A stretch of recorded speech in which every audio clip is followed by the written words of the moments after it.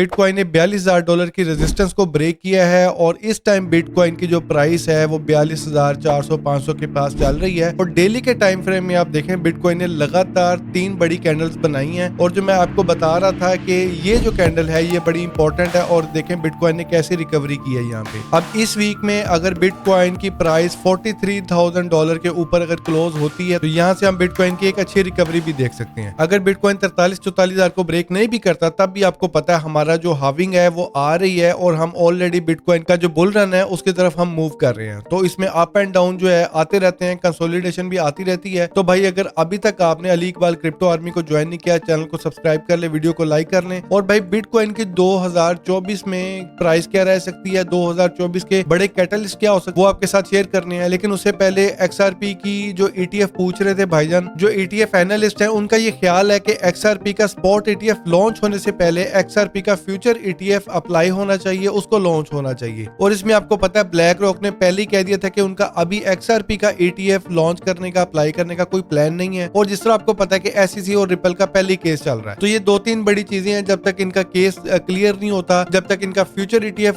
Apply नहीं होता, launch नहीं होता, तब तक स्पॉट ETF जो है XRP का लॉन्च होना मुश्किल है। अच्छा, अब जो 2024 के बड़े कैटलिस्ट है ना जो बिटकॉइन की प्राइस को पंप कर सकते हैं, बिटकॉइन का जो नैरेटिव है या क्रिप्टो का नैरेटिव है वो क्या बनने जा रहा है वो बड़ा इंपॉर्टेंट है। लेकिन उससे पहले जो 2017 का बुल रन आया था ना तो उसमें भाईजान ICO बड़ा पॉपुलर हुआ था। ICO का मतलब है इनिशियल कॉइन ऑफरिंग, यानी कोई भी प्रोजेक्ट अपनी वेबसाइट बनाता था, वहां पे लोग अपने बिटकॉइन इथेरियम उनको देके उनके कॉइन खरीद लेते थे और फिर उसमें काफी स्कैम भी हुआ। बहुत सारे प्रोजेक्ट जो है वो लोगों के पैसे लेके भाग गए। उसके बाद 2019 का जो नैरेटिव बना उसमें जो DeFi है उसने बड़ा बूम पकड़ा। 2019 में NFTs ने बड़ा बूम पकड़ा। मेटावर्स है भाईजान, उसने बहुत बूम पकड़ा। लोगों ने कुछ हजारों के प्लॉट खरीदे थे जो कि बाद में लाखों रुपए के उन्होंने बेचे और कुछ लोगों ने लाखों रुपए के खरीदे और आज वो हजारों रुपए के भी बिक नहीं रहे। 2019 में हमने DeFi भी देखा, NFT भी देखा और मेटावर्स भी देखा। और जो 2024 के बुल रन में हम बड़ा नैरेटिव एक देखने जा रहे हैं उसकी अगर हम प्रेडिक्शन करते हैं पहले तो उसमें भाईजान सुपर चेन का जमाना आ रहा है। लेयर 2 सॉल्यूशंस है वो ऑलरेडी लोग यूज कर रहे हैं, लेकिन जो लेयर 2 सॉल्यूशंस है वो अपनी चेन डेवलपमेंट किट भी बना रहे हैं। तो उसमें जो भी नए प्रोजेक्ट आएंगे वो उन चेन डेवलपमेंट किट को यूज करके अपनी चेन लॉन्च कर सकेंगे। जिस तरह इंडिया के अंदर जो फ्लिपकार्ट है उन्होंने चेन डेवलपमेंट किट को यूज किया और उन्होंने अपनी चेन पॉलीगॉन के ऊपर लॉन्च की। और इसी तरीके से जो बिटकॉइन है इसको लोग पहले परचेज कर रहे थे, सेल कर रहे थे और माइन कर रहे थे और इसमें पैसे कमा रहे थे, ट्रेडिंग कर रहे थे। लेकिन अब जो है भाईजान बिटकॉइन की जो ब्लॉकचेन है उसके ऊपर भी लेयर 2 सॉल्यूशंस आना शुरू हो गए हैं। स्टैक्स एक बड़ा जबरदस्त प्लेटफॉर्म है। अगर मैं आपको कॉइन मार्केट कैप में दिखाऊं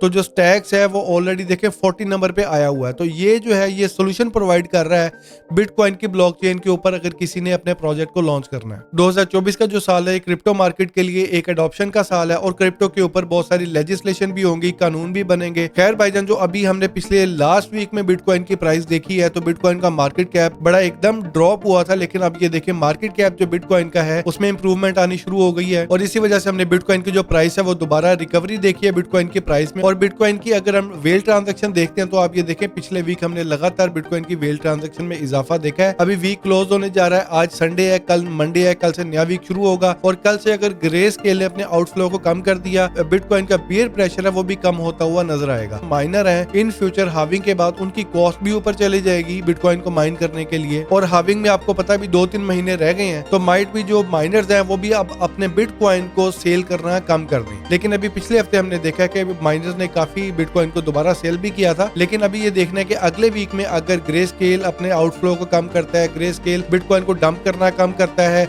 और माइनर्स भी अगर बिटकॉइन को सेल करना कम कर देंगे तो ग्रेजुअली हम बिटकॉइन की प्राइस में रिकवरी देख सकेंगे। और जो बिटकॉइन के एनालिस्ट हैं जो बिटकॉइन की प्राइस प्रेडिक्शन कर रहे हैं उनका भी ये ख्याल है कि बिटकॉइन का जो है 20 या $25,000 का लो लगाना आने वाले वक्त में काफी टफ है। तो वो भी बिटकॉइन की प्राइस में कोई मैसिव डंप नहीं देख रही, यानी जिस तरह कुछ लोग कह रहे हैं कि बिटकॉइन 20-25,000 तक भी आ जाएगा। तो जो कुछ एनालिस्ट है उनका ये ख्याल है कि बिटकॉइन पंप करने से पहले, बुल रन से पहले एक डिप तो लगाएगा लेकिन इतना गहरा डिप नहीं लगाएगा। डेली के टाइम फ्रेम में जिस तरह मैं आपको दिखा रहा था कि बिटकॉइन ने अपने एक जबरदस्त रिकवरी कैंडल बनाई है और कल से नया वीक शुरू होने जा रहा है। तो अगले वीक में अगर बिटकॉइन का बियर प्रेशर कम होता है तो बिटकॉइन यहाँ से एक अच्छी रिकवरी ले सकता है जो कि अराउंड 43-44,000 के अराउंड में कंसोलिडेट कर सकता है। लेकिन अगर ग्रे स्केल ने और माइनर्स ने बिटकॉइन को मजीद डंप किया तो शायद फिर बिटकॉइन 40,000 से नीचे भी आ जाए। और भाईजान ये जो ट्रेंडिंग सर्चेज हुई हैं कॉइन गेको के डाटा के मुताबिक, इसमें आप देखें ये टॉप के कॉइन्स हैं जिनके अंदर जो लोगों ने ज्यादा सर्चेज की हैं, और हमने देखा कि इनका मार्केट कैप भी बड़ा है, इनका वॉल्यूम भी बड़ा है।